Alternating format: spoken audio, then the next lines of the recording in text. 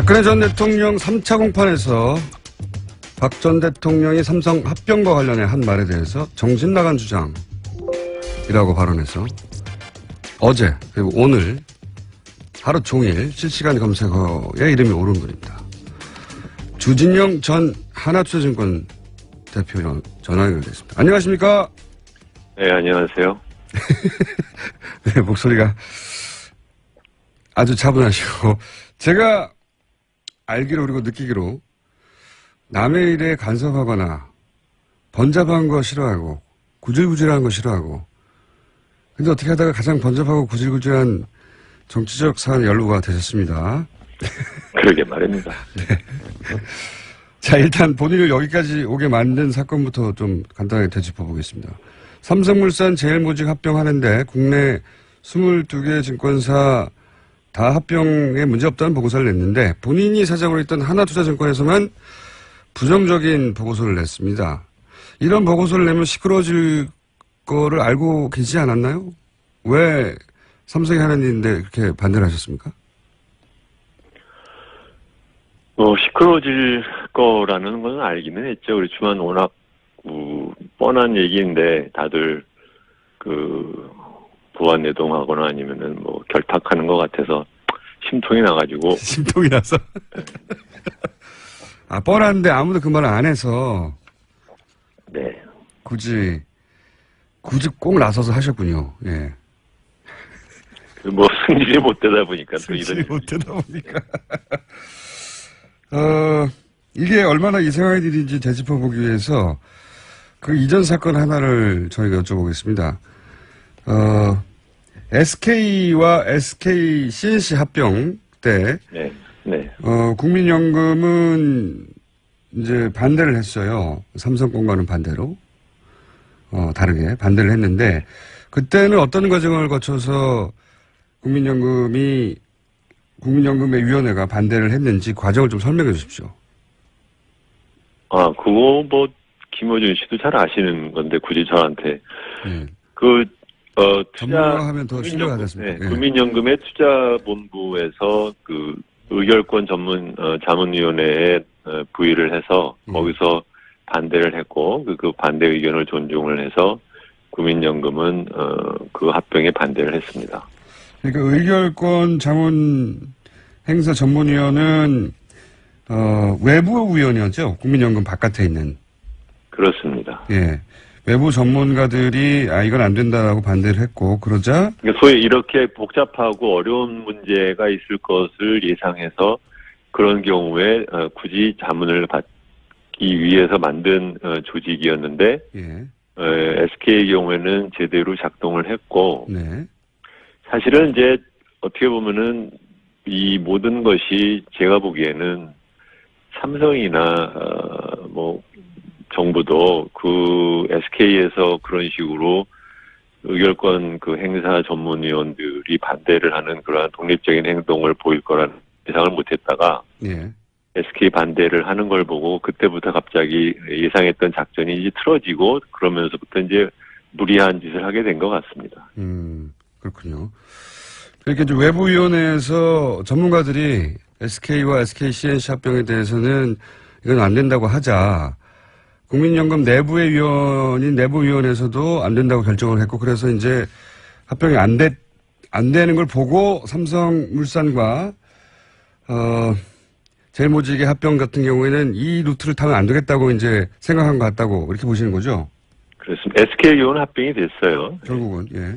네, 그렇지만 이제 어쨌든 우리나라에서 이런 식으로 소위 재벌이나 정부의 눈치를 안 보고 결정을 내리는 경우가 극히 드물죠. 이게 소위 관변 기관이나 아니면은 위원회에서 예. 그렇게 독립성을 행사하는 경우가 굉장히 드문데 사실은 이제 요새는 이제 나름 지각이 있는 사람들이 많아져서 젊은 세대 사이에서는 그래서 이제 그런 일이 일어났고 그러면서부터 그게 이제 이렇게 된 것이죠. 그런데 이제 제 반대 의견을 내셨고 심통이 나서 다들 뻔한데 아무 말도 안 해서. 아니요, 심통이 나서 반대 의견을 말하는 게 아니라 심통이 나서 제대로 들여다보는 보고서를 그러니까 보고서를 왜 내지를 않느냐, 내야 되는 거 아니냐, 이제 그렇게 얘기를 했고, 그랬더니 저희 리서치 센터의 사람들이 보고서를 만들어서 저한테는 얘기도 결과가 어떻게 나왔다는 말도 하지 않고 그냥 냈어요. 근데 그것이 이제 그렇게 된 거죠. 근데 그렇게 제대로 보고서를 내고 보고서가 이제 합병 반대로 나가고 나서 대표에서 물러나셨잖아요. 근데 그 물러가는 과정이 압력이 있었다라고 짧게 말씀하셨는데 청문회에서 당시 상황을 좀 더 자세히 말씀해 주실 수 있습니까? 물러나는 과정을? 아이고 지나간 얘기 자꾸 물어보셔서 참. 뭐 내고 나서 그거 갖고 뭐 하나그룹에서 시비를 걸고 물러나라는 소리를 하고 했지만 그것을 제가 받아들이지 않으면 이제 그러면 얘기가 복잡해지거든요. 그러니까 뭐 이사회를 통해서 임을 하고 주총을 해서 새로 해야 되니까 그러니까 소위 곱게 물러나지 않으니까 그리고 제가 그걸로 이제 언론에 가서 얘네들 봐라 이게 좀 말도 안 되는 짓을 한다라고 얘기를 하니까 지네들도 뒤가 구리니까는 꼬리를 말았습니다. 그래서 이제 임기까지 하고서는 그만뒀죠.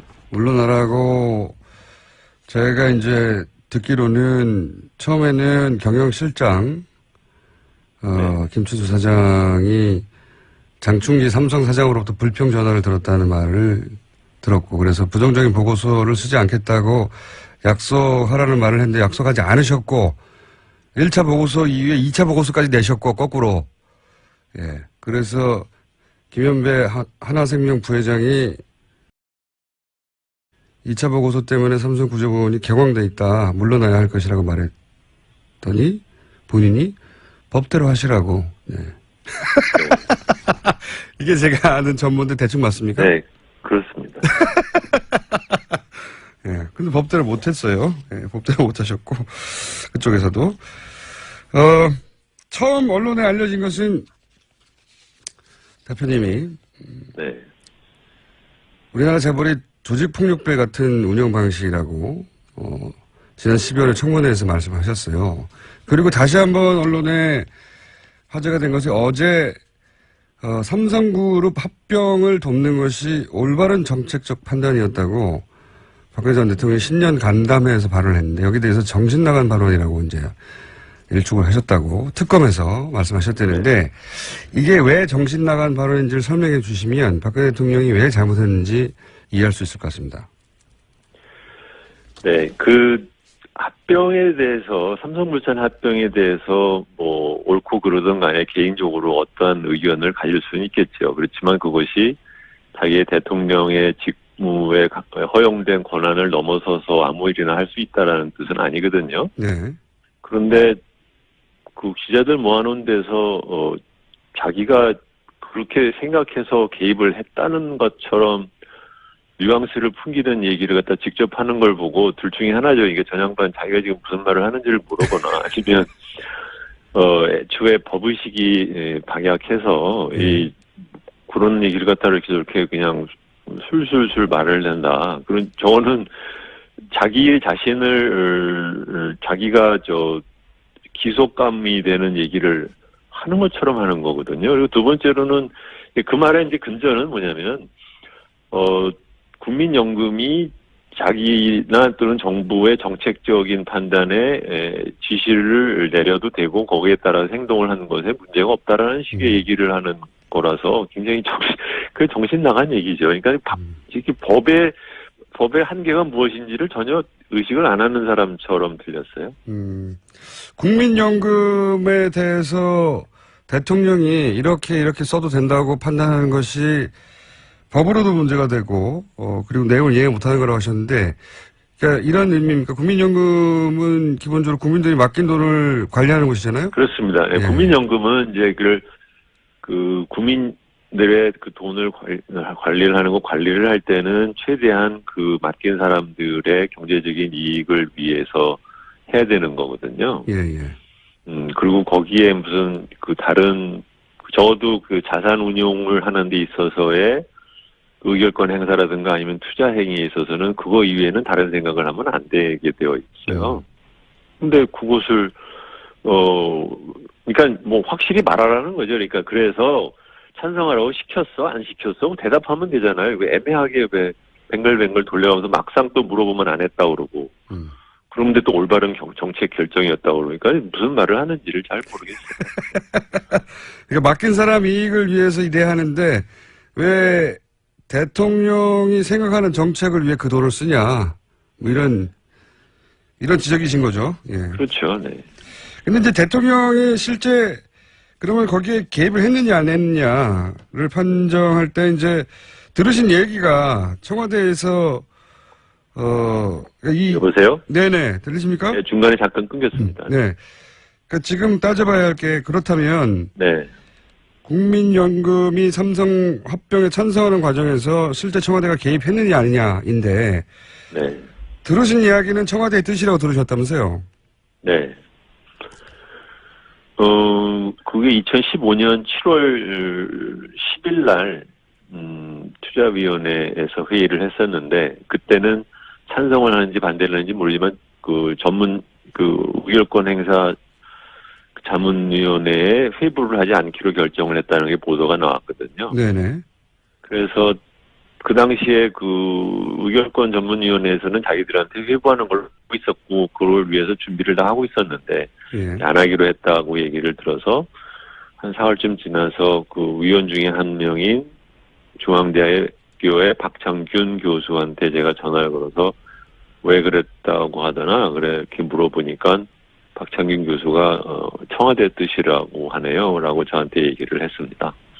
근데 이제 박창균 교수는 근데 제가 더 이상 묻지를 않았는데, 그러고서 끊었는데 그 이유는 박창균 교수는 굉장히 제가 존경하고, 좋아하는 후배 교수인데, 이 사람이 박근혜 캠프, 그러니까 선거를 할 때 박근혜 캠프에 있었던 경제학자들과 굉장히 가까운 사이예요. KDI 출신이고, 그래서 안종범, 문영표, 이런 사람들이랑 굉장히 가까운 사람이거든요. 신원석, 그 당시에 이제 자무부 시장 연구원장이었고, 지금은 이제 금통위원 중에 한 사람인 신인석 박사랑도 친하고, 그런 사이인데, 그 사람이, 청와대 뜻이라네요라고 말을 했을 때는, 이게, 꼬치꼬치 물으면 본인도 좀 얘기하기가 곤란하겠다 싶어서 제가 더 이상 묻질 않았습니다. 근데 실제로 나중에 알려진 것에 의하면, 박창균 교수한테 그런 얘기를 전한 사람은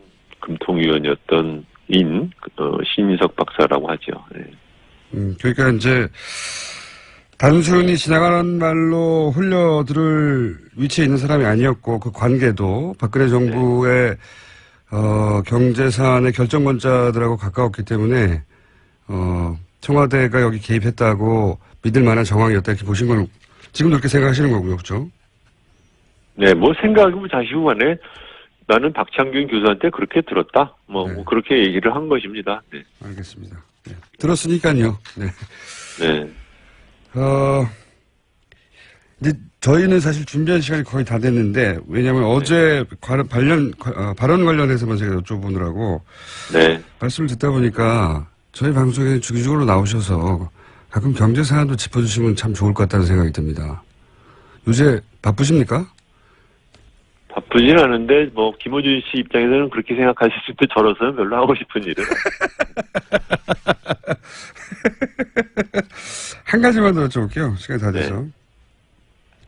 이 재벌 총수 구속하거나 법적 처벌하면 우리나라 경제가 큰일 날 것처럼 얘기했는데 실제로는 이재용 부회장 구속하고 나서 삼성전자 주가가 연일 최고치를 경신하고 있습니다. 이유가 뭡니까? 전문가로 보시기에. 일단은 전자의 지금 반도체 실적이 굉장히 좋기 때문에 그런 것이 하나 있고, 예. 두 번째로는 신정부 들어서는 것에 따른 지배구조가 개선이 되면 그러면 아마 우리나라 주식시장이 갖고 있는 저평가 요인이 일부 좀 불식되지 않을까라는 기대도 있는 것 같습니다. 오늘 여기까지만 듣게요. 네. 아쉽게도. 그렇지만 앞으로는 저희가 어떻게든 코너를 한번 마련해 볼 테니까. 요 전화 끊고 다시 통화하시죠. 오늘 말씀 감사합니다. 네, 안녕히 계세요. 네. 지금까지 주진영 전 하나투자증권 사장이었습니다.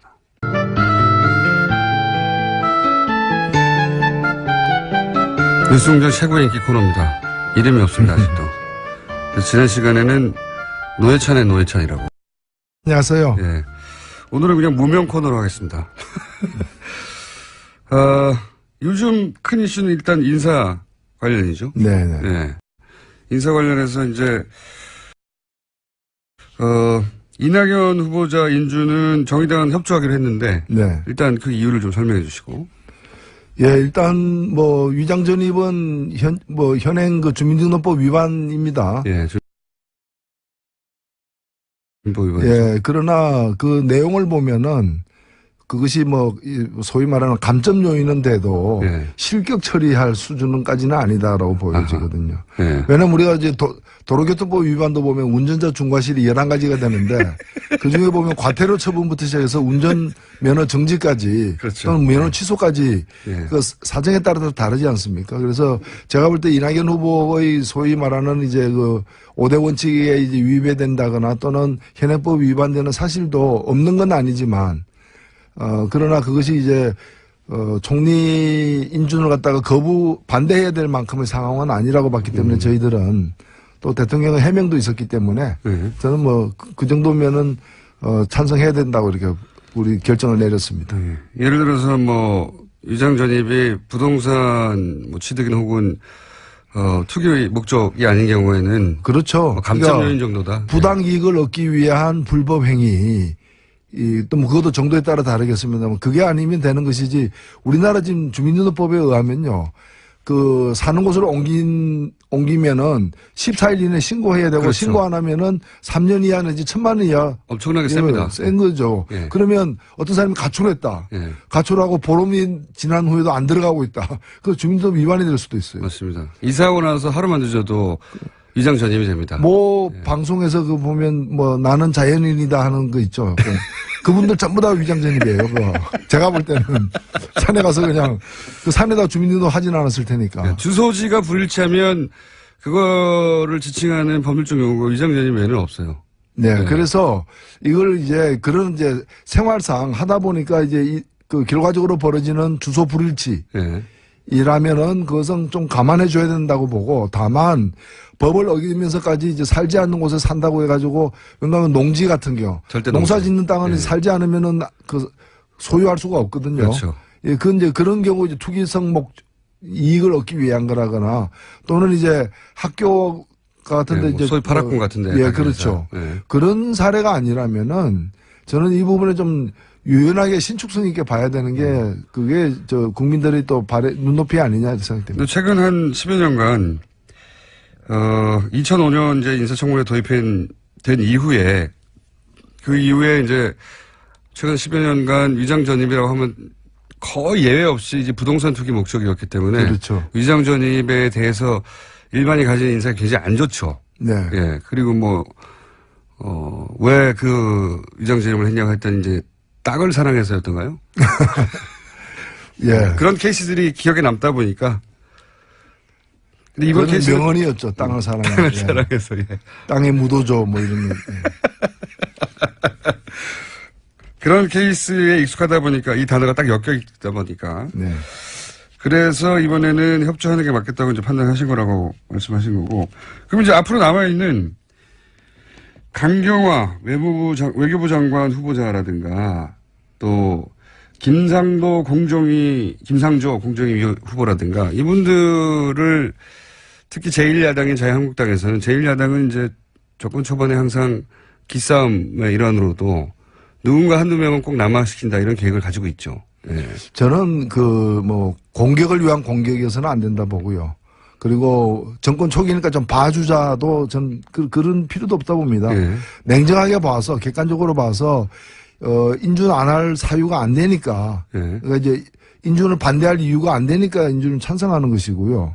그리고 입장을 거꾸로 놓고 보더라도 예를 들면 자유한국당이라 하더라도 자유한국당은 무조건 떨어뜨리냐 그건 아니라 보거든요. 전 똑같은 기준이 적용될 수 있다고 봅니다. 그래서 김상조 후보자 같은 경우에도 제가 이 내용을 보니까 그야말로 그거는 아무것도 아닌 거예요. 그 현행법 위반한 건 사실이지만 내용으로 보면은 어떠한 불법적인 뭘 위한 것도 아니었기 때문에. 예를 들면 구체적으로 어떤 사안이 있는지. 예를 들면 이제 구리에서 예. 구리에 살다가 부인이 저기 지방으로 이렇게 정근 가게 돼가지고 예. 애를 돌보기 힘드니까 이제 구리시에 있는 또 다른 주소지로 친척집으로 친척집으로. 옮겼는데 예. 그걸 이제 그러고 보니까 그 어머니하고 떨어져 있게 되니까 아예 부인이 직업을 포기하고 예. 다시 서울로 그 구리로 올라와서 17일 만에 예. 17일 동안 이제 다른 주소에 있었던 거예요. 예. 그래서 다시 가족이 뭐 서울 어디로 중곡동인가 어디로 이사를 갔다 하는데 그거는 그냥 살다가 이제 생기는 어떤 가정의 그렇죠. 문제이지. 지방으로 부모님이 이제 직장을 옮겼는데 네. 애는 학교를 계속 다니게 서울에서 다니게 하려고 내버려 두려고 했는데 그렇게 떨어져 사는 건 안 될 것 같아서 다시 합치는 과정에서 벌어진 네. 일이다. 그리고 뭐 네. 대치동에 살다가 강남 대치동에 살다가 이제 그 외국으로 이렇게 그 안식 휴가를 가게 되니까 예. 6개월간 그 본인들이 소유하고 있던 그 아파트 그 목동 아파트로 예. 이렇게 주소지를 옮겨서 거기에 실제 거주하는 사람에게 우편물 좀 수령해 달라. 예, 예. 이러면서 주소지를 옮긴. 예. 그거는 뭐 강남 8학군에서 딴 데로 간 거잖아요. 근데 그걸 가지고 무슨 어떤 부당한 이익을 얻기 위한 것도 아니었기 때문에 저는 이런 부분은 냉정하게 그건 아무것도 아니다. 이렇게 판정해야 된다고 봅니다. 위정 전입이라는 단어에 그냥 넘어가지 말고 좀 구체적으로 봐달라. 그렇죠. 예. 강경화 후보자의 경우는 처음에는 친척집이라고 했다가 나중에는 그 전세권자가 교장이었던 것으로 네네. 드러나면서 이게 의도적으로 거짓말을 했느냐 아니면 지금 해명으로는 그때는 그 남편이 뭐 그런 정도로 생각해서 쉽게 답했나 보다. 근데 구체적으로 따져보면 아니다. 근데 당시에는 그 집의 소유권자가 누군지는 몰랐고 뭐 학교의 은사를 통해서 소개받은 거였었기 때문에 이렇게 해명을 했단 말이죠. 그 해명대로 하자면 어떻게 보십니까? 일단은 뭐 그 친척집이라고 일부러 거짓말 한 건 아닌 것 같고요. 네. 그 해명을 보면은 친척집이라고 해서 얻는 이득은 없는 것 같아요. 예. 다시. 예. 없는 다만 이제 아직 그 사실관계가 아마 청문 나중에 더 나올 거예요. 예. 좀 이렇게 의문스러운 점이 없는 건 아닙니다. 예. 예를 들면은 그 학교 일부러 이화여고 가기 위해서 예. 가기 위해서 주소지를 이제 이화여고가 속해 있는 학군으로 옮긴 건 사실인 것 같은데 예. 근데 그 주소지가 가만히 보면은 학교 측에서 제공한 주소지 같아요. 그런 의문도 들어요. 예. 그럼 학교 측에서 예. 왜 주소지까지 이게 하면 또 각별한 관계였던 그렇죠. 걸로 예. 추측이 되는데 그 부분은 사실관계가 좀 더 소명이 될 필요가 있겠다 싶습니다. 그러니까요. 그렇게 해서 얻은 어떤 사적 이익이 이 공직을 수행하는데 부적절한가 이거 따져봐야 되겠죠. 예. 네, 따져봐야죠. 알겠습니다. 근데 이제 이 두 분 모두 강경화 후보자도 외교부에서 그렇게 환영받지는 않는다는 얘기가 있고 아무래도 이제 정통 관련 출신도 아니고 외무고시 출신도 아니어서 뭐 그 안에 계보가 있거나 새가 있지는 않을 거 아니겠습니까? 아무래도 이방인이죠. 예, 이방인이고 네. 김상조 공정위 후보야말로 뭐 적들로 사방에 둘러싸인 분이니까 그렇죠. 재벌들이 떨고 있죠. 나 지금 떨고 있어. 뭐 이런 얘기를 많이 하고 있죠. 실제 언론에도 그렇게 많이 보도됐고 예. 이분도 공격을 상당히 여러 방면으로 그게 사실이든 사실이 아니든 엄청나게 받을 것 같아요. 예. 그렇지 않습니까? 저는 그 일부 언론 예. 그리고 또 재계에서 굉장히 예민하게 이제 김상조 후보자의 어떤 약점을 찾으려고 노력하고 있는데 예.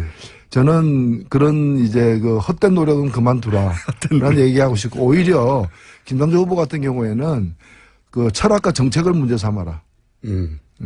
김상조 후보가 쓴 글 주장한 어떤 그 이론 이런 걸 가지고서 그것이 우리 경제하고 우리 경제하고 안 맞다라거나 또는 뭐 이 다른 어떤 문제점인데 그걸 가지고 치열하게 싸워야지. 왜냐면 김상조 같은 사람은 그 뒤져봤자 예. 안 나올 거예요. 어디까지 뒤질 거냐. 예. 뭐 지하 몇 메다까지 팔 거냐라는 거죠. 그래서 그런 이제 헛된 노력보다는 그 정책 중심으로 이렇게 따지는 것이 오히려 우리 국민들을 위한 길이다 생각합니다. 실제 그분이 할 일도 그거니까요. 근데 이제 우리 경제 전반에 굉장히 막강한 힘을 발휘하는 재계에서 전혀 반기지 않는 인사라 올 것이 왔다 수준으로 받아들이는 사람이라 어쨌든 엄청난 공격이 있을 거라고 봅니다. 저는. 예, 사실 피차 일반이에요. 피차 마찬가지인데 우리 국민들도 재계 안 반기거든요. 뭐 재벌들이 그렇게 이제 무소불위의 힘을 갖다 휘둘러 온 것에 대해서 안 좋게 생각하는 국민들이 다수기 때문에 예. 이번에 좀 바뀌어야죠. 알겠습니다. 하여튼 큰 전투가 벌어지지 않겠는가. 지금 자유한국당에서는 이낙연 후보자에 대해서 부적격 판결해서 표결에 참여하지 않겠다는 거 아니겠습니까? 네. 네, 참여하지 않아도 이제 나머지 정당들이 참여하기로 했고 협조하기로 했기 때문에 통과는 될 텐데 그런 만큼 그 다음 장관들 중에 반드시 한두 명 낙마시킨다고 생각하고 있겠죠. 당연히. 아니 문제가 있으면 낙마시켜야죠. 그러나 목표를 갖다가 한두 명 이렇게 억지로 이렇게 정하고 뭐 그러면 낙마할 사유가 안 되더라도 낙마시키겠다. 사실 장관부터는 그 국회 동의 없이도 그렇죠. 그 정문보고서 채택되지 않아도 그 대통령이 임명할 수 있어요. 현행법으로는. 예. 그래서 너무 그런 걸 기계적으로 억지로 할 이유는 없다고 봅니다. 그래서 이제 그 문재인 정부가 하도 지금 인기가 높다 보니까 그 문재인 정부의 장관들 혹은 인사들이 국민들이 생각하는 만큼 그렇게 깨끗하고 훌륭한 인물이 아니라는 인상을 남기고 싶어 하겠죠. 그렇죠. 뭐 네. 이게 근데 저는 그런 정치를 좀 이제는 그런 정치를 좀 안 했으면 좋겠어요. 문제가 있으면 문제를 삼고 없으면 흔쾌하게 이렇게 동의해주고 이렇게 해야지 우리는 야당이니까 무조건 상책이 내자 이런 식으로 그런 억지 정치를 갖다가 이제 좀 그 후진국 정치를 탈피해야 되는 거 아니냐. 그런데 당이 후진당이면은 그 당은 그냥 해산하든가 현 정치의 그 수준을 갖다 못 따라갈 것 같으면 이제 당을 없애버려야죠. 당을 없애. 예, 뭐 근데 강제로 없앨 수는 없으니까 네. 국민들이 없애주셔야죠. 흔쾌하게 동의해줬다가는 이제 이 정부의 인기만 더 올라가고 본인들의 존립 기반이 이제 흔들리고 무너질까봐. 저는 잘한 걸 잘한다고 얘기한다고 해서 정부 인기만 올라가는 건 아니라 봅니다. 정치에 대한 국민들의 신뢰도가 높아지면은 자기들도 좋은 거죠, 뭐. 저도 그렇게 생각을 합니다. 사실 야당이 정부에 제대로 그러니까 사안에 따라 견제도 했다가 협조도 할 때 왔다 갔다 할 때 환호하는 거거든요. 협조할 일은 협조할 때. 근데 이제 항상 반대만 해야 된다고 생각하고 있고 그러지 않으면 존립 기반이 흔들린다고 생각하는 게 전통의 이제 야당의 인식이죠, 사실. 아니 뭐 대지 발전제 같은 거 그냥 넘어간 당이 무슨 뭐 할 말이 있다고 예, 저는 그렇게 생각합니다. 알겠습니다. 최근에 대표님이 이제 한마디 해주신 사람들이 많아요. 예를 들어서 문자 폭탄. 저는 이걸 문자 항의 혹은 쏟아지는 것에 중점을 둔다면 문자 세례로 불러야 한다. 이렇게 얘기하고 있는데 근데 이걸 가지고 이제 고소고발까지 간다고 하니까요. 국민의당에서는. 이 태도는 어떻게 보십니까? 글쎄요, 저는 뭐 일반 개인들, 예. 일반 시민들 사이에서 이렇게 그런 것이 이제 개인 인신공격이나 이런 거에 대해서는 좀 엄격해야 된다고 봅니다. 그러나 정치인 같은 경우에는 일단은, 공인이잖아요. 네. 그러니까 공공의 공범이죠. 역할을 하기로 했고, 그러니까 공공의 비판은 예. 그것이 과도할 수도 있고 자기가 볼 때 수용 못하는 경우도 있겠지만은 그걸 가지고 역으로 이제 문제 삼는다. 예를 들면은 저를 하지 않은 사람은 문제 삼을 수 있습니까? 예. 그렇죠. 그리고 저에 대해서 이렇게 제가 수용하기 힘든 비판을 했다 그래서 당신은 왜 그런 비판을 해? 그래서 공인은 명예훼손이 없어요. 저는 그렇게 이해합니다. 그래야 된다. 공인에 대해서는 명예훼손이 없다. 왜냐하면 비판이 지나칠 수도 있고 마음에 안 들 수도 있고 개인의 명예가 상처를 받을 수 있지만 일단은 공공의 역할에 자기 몸을 던졌다면은 그건 각오해야 될 부분이기 때문에 그걸 가지고 글쎄요. 저는 하여튼 문자 보냈다고 노래 불렀다고 뭐 어떤 특정한 노래 못 부르게 하는 것도 그 우매한 짓이지만은 특정한 문자는 보내지 말라는 것도 좀 문자에 대한 좀 모독이 아닌가. 시민들이 이제 정치의 영향력을 발휘하는 방법을 스스로 학습한 거거든요, 이게.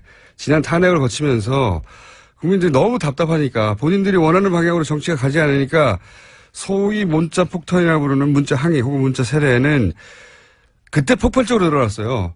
도대체 탄핵시켜야 되는데 국회에서 통과될 것 같지 않고 정치인도 우왕좌왕하니까 그때 우왕좌왕하는 사람들에게 엄청 답답하니까요. 그러니까 큰일 날 것 같으니까 엄청난 문자들을 쏟아부었거든요. 그때 사실은 스스로 학습하게 되고 경험하게 된 거거든요. 이게. 그렇죠. 그리고 무슨 폭력적인 방식이 아니잖아요. 그 뭐 화인병 던진 것도 아니고 네. 문자 많이 보내가지고 결국 손해 보는 거는 이제 이 배터리가 빨리 닳기 때문에 예, 그 불편은 확실히 있을 것 같아요. 한 10,000통 정도 보내면은 충전의 어떤 그런 이제 수고가 있긴 한데, 그러나 저는 뭐 그런 방식은 그 정도는 감수해야 되는 게 아니냐. 예. 예. 뭐 시민들도 조금 점점 더 세련되어져 가겠죠. 그리고 근데 이제 정치인들이 이 현상을 못 따라잡고 이게 자신에 대해서 아마도 어딘가에 모여서 특정한 세력이 일시에 보내는 폭탄처럼 여기는 것 같은데 그게 아니거든요. 그게 아니라는 걸 아직 잘 모르는 것 같아요. 그리고 뭐 문자 이외에도 저는 이제 뭐 트위터를 제가 뭐 팔로워가 90만 명이 넘다 보니까 네. 아예 저는 뭐 트위터로다가 이런 여러 가지 의견들이 막 와요. 근데 그거는 저만 보는 게 아니라 다른 사람도 보잖아요. 네. 문자는 본인만 보지만은 이거는 그 모든 사람이 다 보는 상황이 돼 더 아플 수 있어요, 사실은. 네, 그렇죠. 공개적으로 그러니까 얻어맞는 거니까. 저는 그래서 이제까지 트위터하면서 단 한 명도 블락 처리 안 했어요. 이때까지 받아본 비난이나 욕설 중에 가장 마음이 와닿거나 아니면 순간적으로 멘붕이 된다거나 아니면 우욱했다거나 뭐 이런 거 없습니까? 저는 주로 이제 먹는 거 가지고 저는 이제 몹시 심한 거는 좋아요 누릅니다. 몹시 심한 건 오히려 네, 왜냐하면 좋아요 누르면은 그게 저장이 되거든. 그래서 제가 이제 몹시 심한 거는 이제 이렇게 심한 것도 있었다는 걸 제가 되새기기 위해서 좋아요를 눌러가지고 예. 안 그러면 그거 다 흘러가 버리잖아요. 그렇죠. 그래서 드물게 뭐 1년에 한 몇 차례 정도는 좋아요를 예, 그 등이 안에 드는 거는 예, 좋아요 딱 눌러가지고 순위 안에 드는 것 중에 그리고 본인에게도 그럼 전달이 되거든요. 자기가 이제 날려보낸 욕설이 그 당사자에 의해서 좋아요 선정이 됐다. 당황스럽죠. 예? 아니 뭐 더 노력하겠죠 이제 그분도. 아니 그러니까 그런 것 중에 소개해 주실 건 없냐고요. 저희도 방송하고 나면 저부터 시작해서 저희 PD와 저희 사장님까지 모두 다 불려 나와서 다 관둔하는 문자를 자주 받거든요. 예, 근데 뭐 저는 글쎄 제 머리 용량이 적어서 그런지 그런 걸 일일이 기억하고 어떻게 삽니까? 다만 그래서 이제 저장해 놓고 뭐 필요할 땐 들여다 보겠지만 가끔씩 내가 이런 소리까지. 근데 제가 더 원칙이 있었어요. 그 트위터 시작할 때부터 어느 누구도 이 블락 차단하지 않는다. 그 얘기는 뭔가 무슨 얘기든 다 듣겠다는 얘기죠. 정치는 그래야 되죠, 사실. 예. 예. 그래서 여기까지 단 한 명도 차단한 사례는 없습니다. 그렇게 공개적인 것도 차단하지 않는데 혼자 보는 문자 가지고 이렇게 징징거리는 것은 이해가 안 갑니다. 혼 좀 그렇죠. 내주세요, 그분들에게. 그리고 뭐 주먹을 날린 것도 아니고 돌멩이 던진 것도 아니고 휴대폰으로 문자를 보낸 거는 상당한 문명의 행위죠. 문명적 행위이기 때문에. 휴대폰으로 면상을 가격했다든가 이런 게 아니지 않습니까? 그렇죠. 예. 그래서 이 문자 폭탄은 용어 자체도 바꿔야 된다고 저는 생각이 들고, 문자 샤워, 문자 세례, 문자 항의, 내용 기준으로 보자면 문자 항의인 것이고, 행위의 의미를 보자면 문자 참여인 것이고, 그리고 뭐 숫자가 많다면 문자 세례 정도를 불러야 되는 게 맞는 게 아닌가. 저는 그렇게 생각합니다. 자. 그렇죠. 그래서 뭐 예를 들면은 뭐 편지를 갖다가 뭐 길게 써서 보냈다 해서 처벌받거나 문제되는 거 아니잖아요. 편지를 많이 보냈다 해서 문제되는 것도 아니잖아요. 문자 보내는 것도 그런 행위라고 봅니다. 싫어하는 사람도 의견 표시를 정치인은 할 수 있죠. 예, 당연히. 그렇죠. 예, 그 와중에 이제 욕설도 등장을 할 텐데, 저는 이제 그 욕설은 가능하면 자제해달라고 시민들에게 부탁할 수는 있으나, 길 가다가 욕먹는 것보다 나아요. 실제로 그런 정도로 어떤 정치적 행위에 대해서 분노하게 되면 실제 그 정치인 눈앞에 있으면 대놓고 욕하게 되거든요. 그 정도로 격한 반응이 있다는 걸로 이해해야 되는 거죠. 네. 저는 그렇게 생각을 합니다. 예. 특수활동비는 어떻게 생각하십니까? 요즘 화제인데. 사실 이 특수활동비는 그 법 취지가 그야말로 기밀에 속하는 그런 이제 수사나 조사를 하기 위한 특수한 비용이에요. 그래서 영수증 처리하기도 힘들고 하니까 이제 영수증 처리 없이 쓸 수 있도록 제한해 놓은 건데 그 법에서 정한 목적 이외로 쓰는 경우가 허다하기 때문에 그렇죠. 그런 거는 오히려 업무 추진 경비라거나 다른 어떤 항목으로 그래서 어디다가 어떻게 쓰는가가 다 이제 들여다볼 수 있게끔 그 목적에 맞게끔 쓰도록 해야 되고 안 그러면은 이 위법 처리를 해야 된다고 봅니다. 지금 문제가 되는 게 대략 그렇게 관행처럼 급여에 얹어주는 돈을 빼고도 대략 20억 이상이 빈다는 거 아니겠습니까? 지난 청와대에서. 예, 1월부터 5월 사이에 박근혜 전 대통령이 직무 정지된 사이에 쓰여진 특수활동비 중에 한 20여억 원 정도는 도대체 어디서 썼는지 모르겠다는 거 아니겠습니까? 그러니까 뭐 흔히 우리가 쉽게 추측할 수 있는 거는 그런 이제 관례대로 이렇게 나눠서 이제 돈 봉투로 나눠 먹는 돈 이외에도 돈이 많이 쓰여졌을 거고 쓰여진 것이고 그렇다면 그 당시로서는 소위 말하는 그 탄핵 정국에 대한 방어용. 예. 그러니까 뭐 자기를 지지하는 부대에다가 돈을 갖다가 준다거나. 의원도 그렇게 생각하시고요. 예. 뭐 그런 여러 가지 이제 내놓고 공개하기 힘든 그런 활동을 위해서 쓰여졌을 가능성이 크다. 그 따져봐야 되겠죠. 예, 따져봐야 되는 거죠. 저도 그런 생각이 드는 게 김병기 전 국정원장이 그런 얘기를 실토를 했었거든요. 국정원 시절에 보수단체에 국정원이 지원한 바가 있다고. 평시에도 그랬다면 정권의 존망이 걸린 이 상황에서 그러니까 탄핵 기각의 가능성을 높이기 위해서 하는 활동이야말로 그 청와대 입장에서는 특수활동 아닙니까? 그렇죠. 예. 그래서 그 돈이 그렇게 쓰였을 가능성을 꼭 따져봐야 될 것 같은데. 아, 그렇죠. 이게 정권 예를 들면은 국정원이 원래의 임무대로 뭐 대북 첩보 활동이라거나 또는 외국과의 어떤 그런 여러 가지 기밀 활동이라거나 이런데 특수활동비를 쓰는 건 정당하다고 봅니다.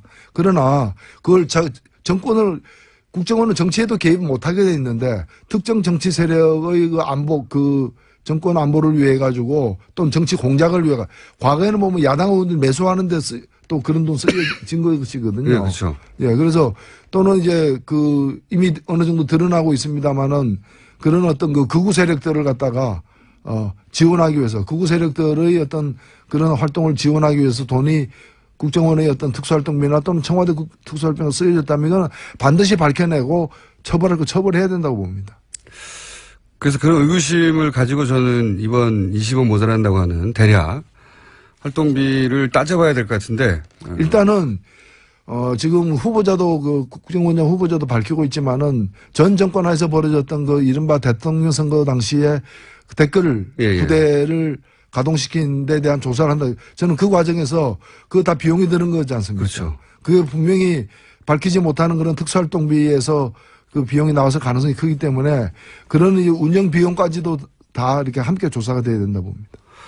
알겠습니다. 한 가지만 더 여쭤볼게요. 특수활동비 얘기하다 보니까 특수활동비 관련해서 홍준표 전 전남지사가 했던 말이 있어요. 내 주머니에 들어오면 다 내 돈 아니냐고. 그런 식으로 해명한 적이 있는데. 그래, 그거 참, 공인으로 정치하는 사람으로서 그런, 정신을 갖고 있다는 게 참 놀랍고요. 아니, 그러면은 자기 집 불 질러놓고 내 집이니까 내가 불 질러도 되지 않느냐. 자기 집이라도 불 지르면 현저 건조물 방화죄예요. 그게 자기가 마음대로 쓰라고 준 돈이 아니라 그 목적에 맞게끔 한 돈인데 지금 국회 관행이 국회가 우리 전체 사실은 8천억이 넘는 특수활동비 중에서 국회가 쓰고 있는 거는 1%밖에 안 돼요. 85억 정도, 80억 정도 되니까. 사람 숫자로 보면 좀 적은 편이긴 예, 적은 편이긴 하지만은 특히 이제 그 당시에 이제 다수당 원내대표 한 달에 5천만 원을 주는데 사실 그 통장으로 이체를 해야 될 거 아니에요.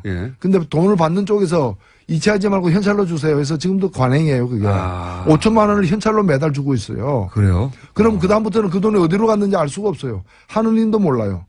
그 돈을 갖다가. 하느님은 존재하면 아시겠죠. 예. 본인만 아는 건데 그 돈을 갖다가 정당하게 쓰여졌겠어요. 근데 그 사람은 또 그걸 갖다가 집에다 갖다 줘놓고 그 중에 쓰고 남은 걸 갖다가 집에다 갖다 줘놓고 그러면 그게 업무상 횡령이거든요. 100% 횡령이에요. 근데 그걸 가지고 내 돈 내가 썼다라고 그렇게 이른바 그래도 사법고시 출신이 그렇게 얘기를 하고 있다는 거. 그래서 공소시효가 남아있다는 거. 공소시효가 10년이에요.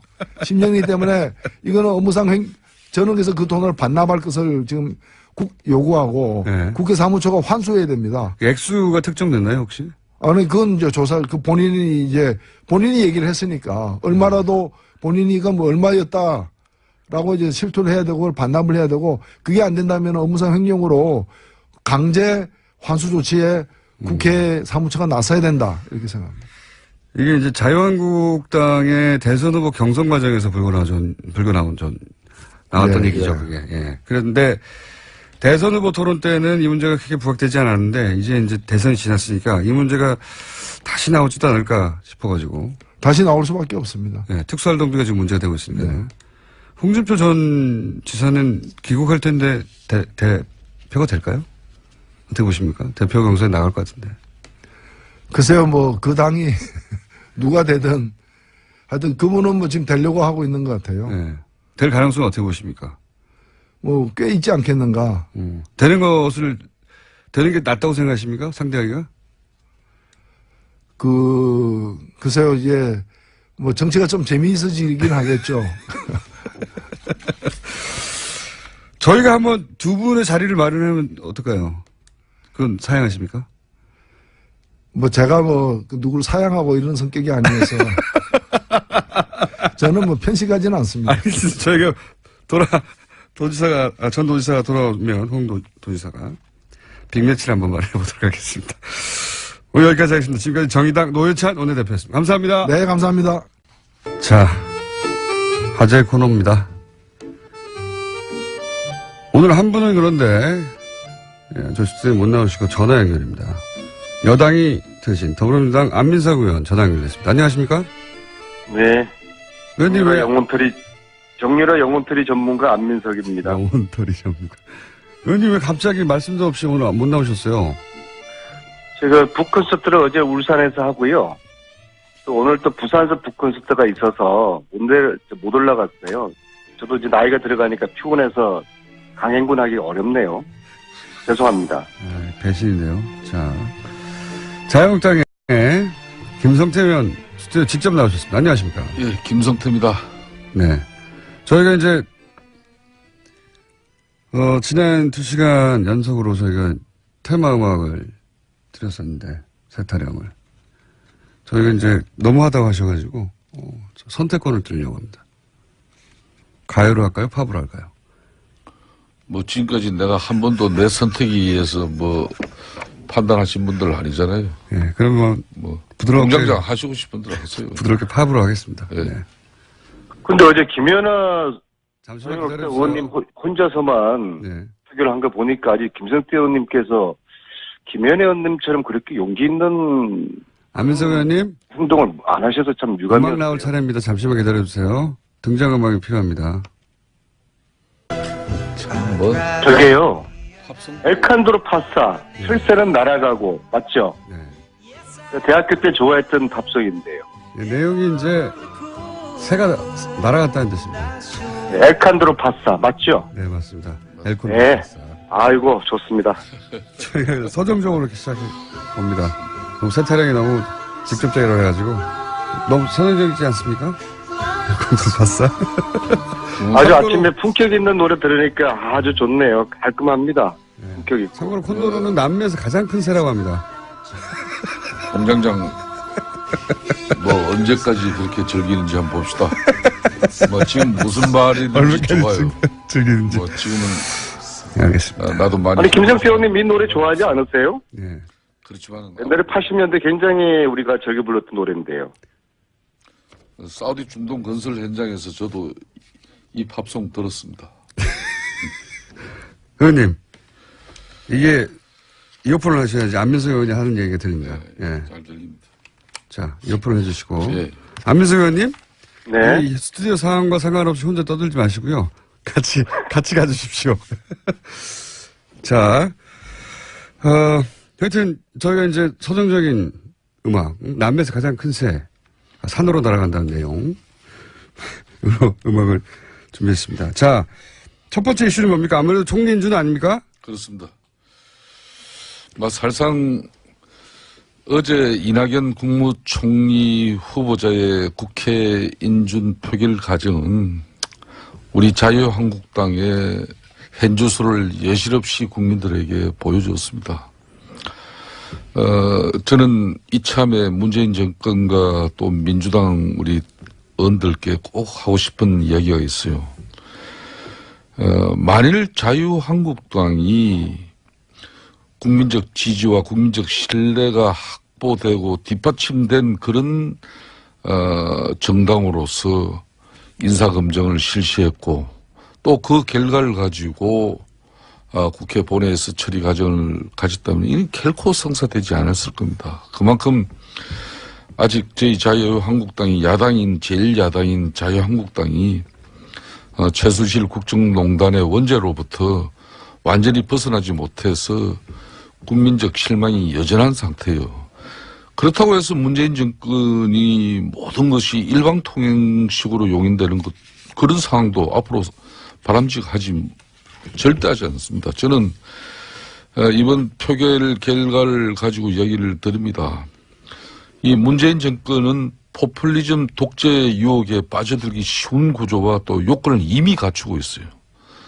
스스로 경계해야 될 부분이 이런 부분입니다. 이낙연 후보의 부인 그림 그 전시회라든지, 뭐 솔직히 현직 지사가 자기 부인의 그림 전시회에 참석해서 악수하고 그렇다 그러면은 그건 뭡니까? 과거 기준이라면 충분히 낭만할 사안인데도 자유한국당이 지금 국민적 이런 신뢰와 기반을 얻지 못하다 보니까 사실상 과거 총리 낙마 기준으로 보면은 저희들은 그때 민주당은 낙마를 시켰는데 저희들은 낙마를 시키지 못했습니다.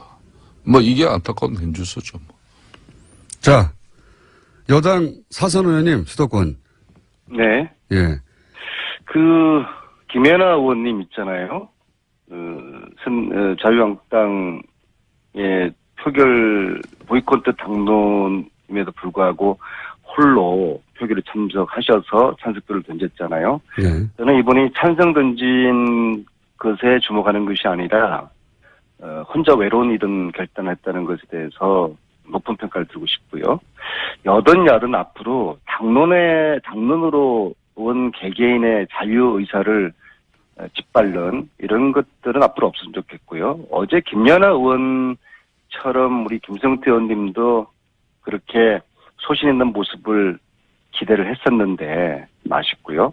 자, 이낙연 국무총리 인사청문 과정에서 보여준 몇몇의 문제 분명히 흠결이 있는 겁니다. 제가 볼 때는 특히 위장전입도 투기 목적과 자녀의 좋은 학군을 위한 위장전입, 이거는 대단히 잘못된 것이고 문재인 대통령께서도 이것은 과감히 배제했다고 했는데 잘못된 것이죠. 근데 그럼에도 불구하고 이거하고 이 국정의 조속한 안정을 바라는 국민들의 기대와 열망 사이에 선택을 했어야 되는데, 저는 결과적으로 자유한국당이 이번에 프레임 짜는 거에 실패했다고 봅니다.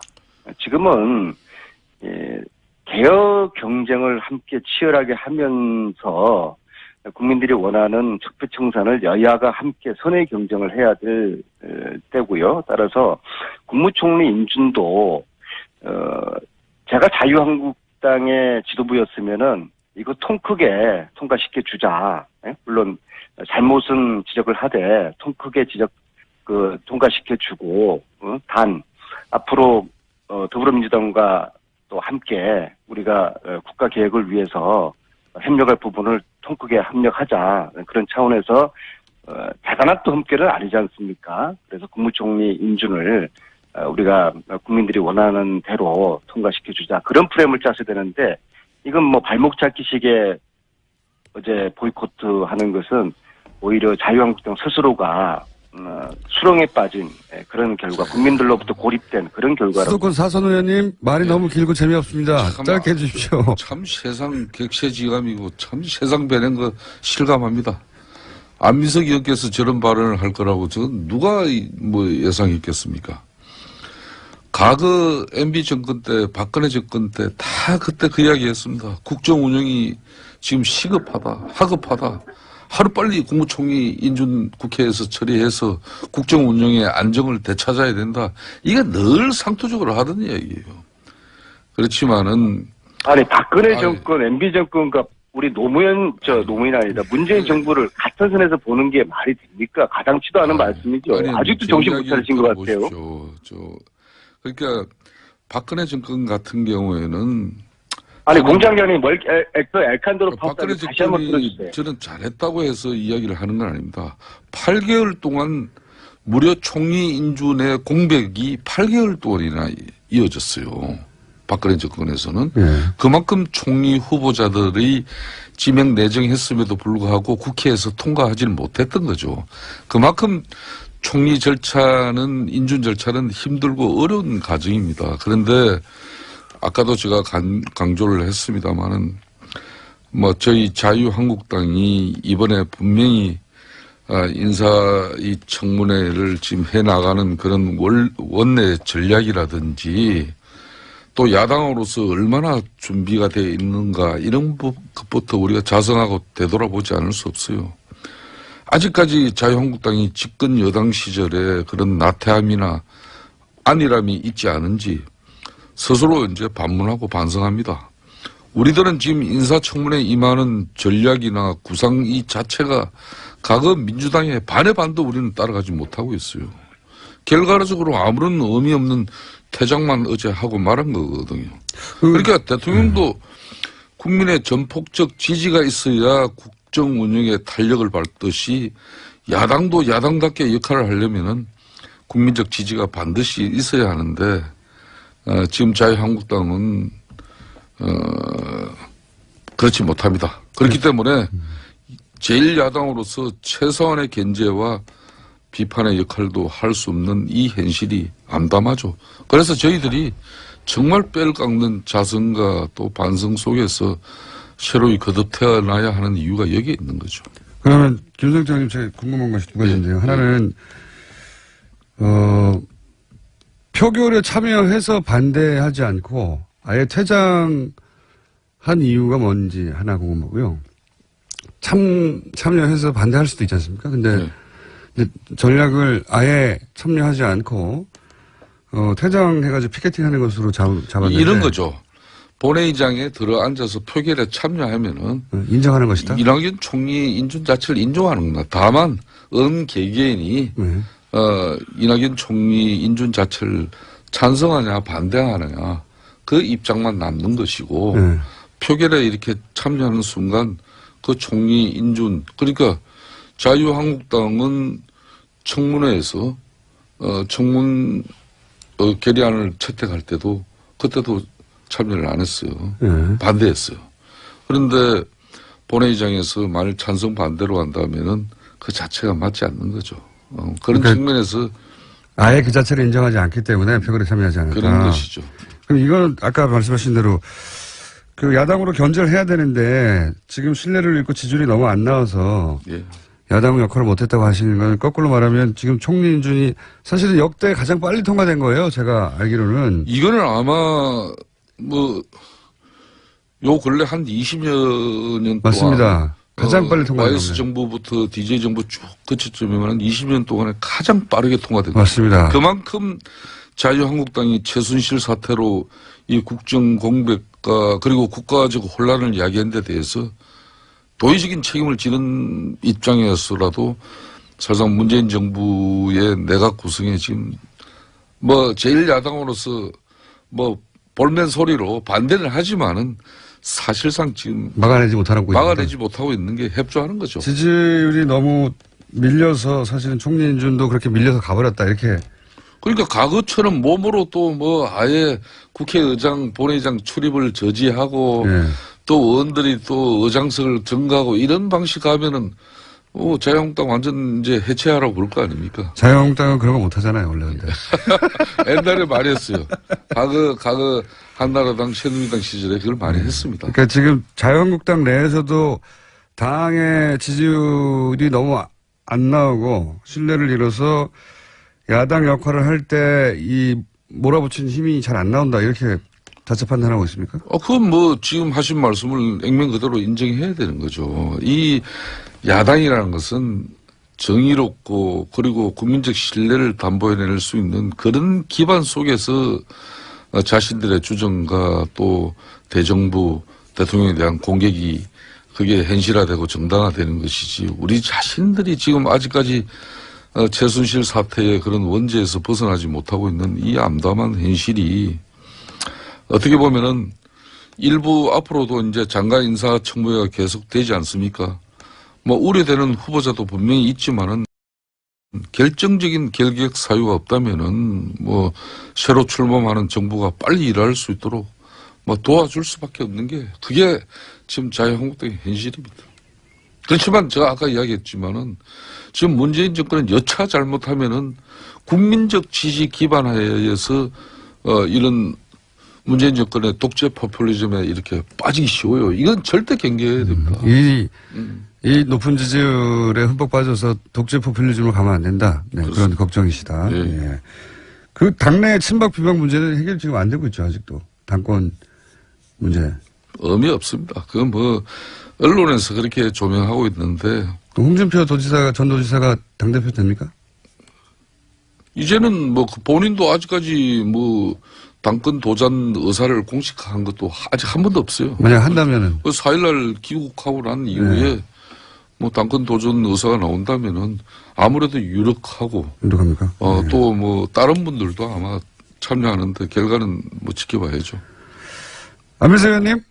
네. 스튜디오에 안 나오시니까 이렇게 발언기가 적지 않습니까? 전공 분야가 다시 수면 위로 올라왔습니다. 네? 전공 분야, 정유라 씨가 귀국하면서 전공 분야가 다시 수면 위로 올라왔어요. 네. 예. 앞으로 정유라 씨가 귀국한 마당에 이제 안민석 의원님의 앞으로의 아젠다가 어떻게 되는지 관련 궁금해하는 사람이 많습니다. 저희 아젠다가 아니라 이제 어제 정유라의 귀국으로 네. 누구보다도 제가 좀 많은 소회가 깊은데요. 네. 사실은 작년 12월 14일 밤에 예. 특검에 제보를 드렸어요. 정유라의 소재지 관련해서. 그리고 바로 이제 정유라가 피의자 신분으로 이제 전환이 됐던 겁니다. 예. 그로부터 6개월이 걸렸어요. 정유라를 국내에 소환하는데, 못 데려온 게 아니라 안 데려온 거라고 저는 보고요. 저는 이걸 검찰 내부를 감찰을 해야 된다고 생각을 합니다. 그리고 지금 이제 정유라의 귀국은 새로운 시작이 이제 되는 겁니다. 끝나지 않은 전쟁 시즌 1에서는, 국정농단 진실을 밝혔다고 그러면은 이제 시즌 2에서는, 예. 저들의 은닉 재산, 어마어마한 은닉 재산, 저것을 검찰이 밝혀내는 것에 초점을 맞춰야 될 것이고요. 은닉재산이요? 네. 의원님, 이런 은닉재산 추적 전문가 아닙니까? 그렇죠. 저희 팀이 팀이 지금 있습니까? 현재 밝혀낸 것은 빙산일각이라고 보고요. 페이퍼 컴퍼니 4,500개를 저희들이 지금 밝혀냈지만은 이것도 역시 공권력에 의한 수사를 해야지 정확하게 밝혀내고 저희들이 밝혀낸 것보다도 몇 배가 더 있을 수 있다고 보거든요. 그리고 저희들은 독일에서만 찾아냈지만은 룩셈부르크, 헝가리, 오스트리아, 류신테인 이런 나라들에서도 곳곳에 은닉재산 했을 거라고 보거든요. 그리고 은닉재산의 전체 실체는 제가 볼 때는 정유라 씨가 다 파악을 하고 있을 거라고 봅니다. 그래서 파악하고 있을 거라고 생각하시는 근거가 뭡니까? 정유라 씨는 아무것도 모른다고 하는데 의원님은 정유라 씨가 알고 있을 거라고 생각하는 나름의 근거가 있을까요? 이것에 저들의 이제 가계들을 보면요. 가게도요. 예. 최태민이가 최순실에게 모든 것을 승계를 했고 예. 그리고 최순실이가 정유라에게 승계하는 과정이었거든요. 이 과정에서 국정농단 사건이 터진 것이고요. 그래서 저들은 철저하게 재산 없다. 최순실이가 그랬지 않습니까? 독일의 재산이 얼마 있느냐? 하나도 없다. 있으면 다 찾아서 안 의원님 가지세요. 그랬지 않습니까? 그렇죠. 예. 근데 저희들이 어마어마하게 찾아냈지 않습니까? 저들은 끝까지 숨기는 재산 없다고 할 겁니다. 그러나 그렇지 않습니다. 그래서 재산을 숨기려는 저 악의 세력과 이 재산을 찾아내는 국민검찰, 더 이상 정치검찰이 아니죠. 국민검찰과의 전쟁, 이것이 끝나지 않은 전쟁 시즌2의 핵심이라고 보고 따라서 오늘 정유라는 구속을 시켜서 이 은닉재산 이 부분에 초점을 맞춘 시즌2가 철저하게 수사되고 의원님이 준비해 오신 은닉재산 관련 이야기들은 언제쯤 터집니까? 저희가 언제쯤 기대하면 됩니까? 어제부터 시작했어요. 어제 제가 이제 시작했어요? 울산 네. 북콘서트에서 그걸 발표를 드렸고 오늘은 이제 부산에서 제가 제가 전국을 이제 어제부터 돌면서 북콘서트를 하면서 왜 이 은닉재산이 우리가 조사를 하고 있으며 그리고 이것을 환수하는데 왜 특별법이 필요한지를 국민들에게 말씀드리고 특별법으로 그리고 최순실 재산의 뿌리가 박정희 비자금으로부터 시작한다는 미국 CIA가 밝혀낸 미국 미의회의 프레이즈 보고서 이거에 대한 설명도 드리면서 결국에는 문재인 대통령께서도 최순실의 은닉재산 몰수하겠다고 하셨거든요. 그런데 이걸 대통령께서 혼자서 감당하기는 굉장히 어려울 것입니다. 왜냐하면은 자유한국당은 반대하지 않겠습니까? 특치가 흔들 거라는 그런 우려와 부담감 때문에 대통령께서도 섣불리 이 칼을 못 꺼내실 거예요. 그러면은 국민들이 관심을 가지고 국민들이 왜 최순실 재산 몰수를 하지 않느냐, 왜 특별법 제정을 하지 못하느냐, 라는 알겠습니다. 그런 여론조성이 필요하다. 될 것 같아요. 예, 그런 여론조성이 제가 필요하다. 전국을 돌면서 국민들에게 호소를 하는 형식을 호소를 하기 위해서 북콘서트 형식으로 전국을 돌고 있습니다. 그냥 북콘서트는 책을 팔려고 하는 거 아닌가요, 그냥? 저 안민석 의원께서 아니 책을 많이 팔아야지 우리가 다시 또 독일 갈 여비를 마련할 거 아닙니까? 책을 많이 사주세요. 콘서트를 통해서 뭐 전국적인 이제 사실상 민주당 내에 본인이 이제 차기를 지금 준비하고 있는 행보예요, 이 사람은. 무슨 차기를 준비하고 있습니까? 일단 아마 당권부터 당대표. 하려고 하지 않겠습니까? 그런데 좋아요. 그런데 안민석 의원 좀 전에 말씀처럼 안민석 의원이 당대표 나간다는 얘기를 합니까? 아니 그게 그렇게 말씀하지 마시고 제가 이러시면요. 북콘서트 하는 사람 치고 당권 도전 안 한 사람 없어요. 아니, 그 의원 제가 출마할 때도 많이 하셨습니다. 잠깐만요. 제가 지금 여당 되고 난 다음에 제가 좀 여유와 품격을 찾기 위해 가지고 기타를 배우고 있는데요. 다음 주 제가 뉴스공장에 기타 들고 나가서 엘칸도로 파사를 제가 연주를. 알겠고요, 의원님. 의원님 당대표 나가십니까? 저는 최순실 재산 몰수 특별법 이것을 국민과 함께 제정하는데 관심이 있고 그 이상 그 이하도 저는 아무런 알겠습니다. 생각도 없습니다. 혹시 특별법 제정하고 저는 크다란 정치적인 결단을 의원님 좀 가만히 계셔보세요. 말도 잘 안 나오네. 1분밖에 안 나오기 때문에. 그 안민석 의원께서 최순실 은닉 재산에 대해서 상당한 의지를 가지고 하는 건 이제는 더 이상 안민석 의원이 확보한 그런 자료나 정보가 있다 그러면은 문재인 정권에 이게 다 줘야 됩니다. 줘가지고 이 부분을 같이 하실 수 있잖아요. 그러니까 아까 문재인 대통령도 이 부분을 끝까지 재산을 추적할 수 있었는지 의문을 가진다고 그랬는데 그러면 안 되는 거죠. 정권을 잡은 마당인데 못할 게 뭐 있어요. 함께 하실 거죠, 김성태 의원님도? 그러니까 좋아요. 저희들도 약속하시죠. 정유라가 어제 귀국했습니다마는 능력 없는 니네 부모를 원망해 돈도 실력이야 이 한마디에 정권이 날아간 사람들입니다. 그렇기 때문에 이 최순실 은닉 재산을 찾고 또 해외로 빼돌린 그 재산을 최근까지 관리하고 써왔던 사람으로 약속하시죠. 함께